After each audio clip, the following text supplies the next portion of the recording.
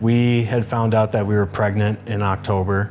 We made the announcement to family at Thanksgiving that we were expecting our second child. Shortly after that, a few days later, I felt like something was up, decided to just pop into the doctor's office and explain what was going on. I was having some chest pain. A couple hours later that day, November 30th, they called and they said that my CT results were in and a softball-sized mass in the center of my chest, right by my sternum.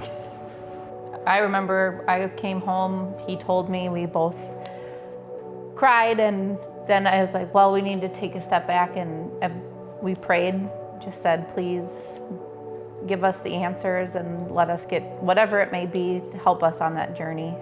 December 23rd, 2 days before Christmas, they sat us down and they said, they were like, it is cancer. It's a rare form of cancer. If treatment didn't work, there was a 50% chance that I would be around in 5 years.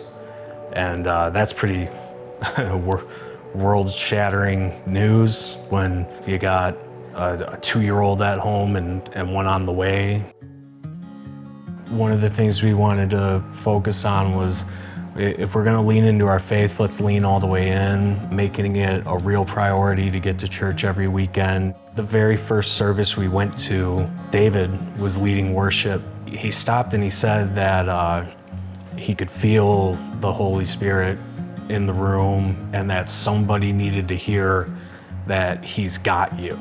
And he repeated that a couple times. You're not alone, they're with you. And I just remember sitting there during the song and just breaking down. They had the prayer team, and I walked up and I grabbed David and I just told him everything. I was like, I think it was me. He directed me to Pastor Mark and the prayer of healing. All right, now it's not just us and our support system, but we got our church behind us.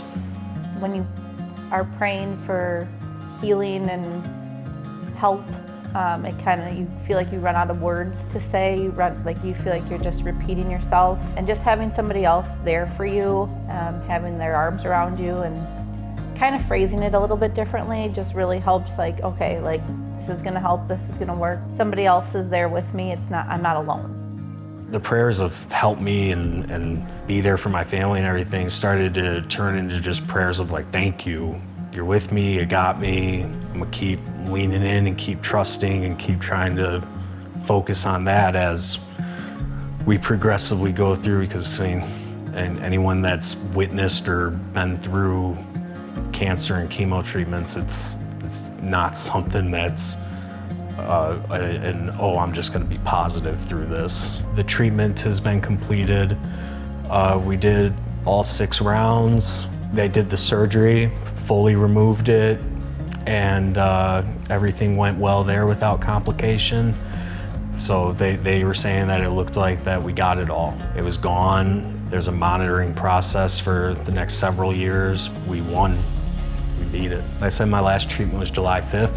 Our second son, Merle, was born on July 10th. So there's a lot to be thankful for. We had gotten through this dark time, and being able to just focus on my family and have the time to spend with them and really see what was important, and realize that all the other stuff, like, the buying a house, getting promoted, all those things are nice, but I think I was starting to really focus on that. This whole process, if it did anything positive, if there was any overall blessing to it, it was that it really gave me like the recenter focus on here's what's important.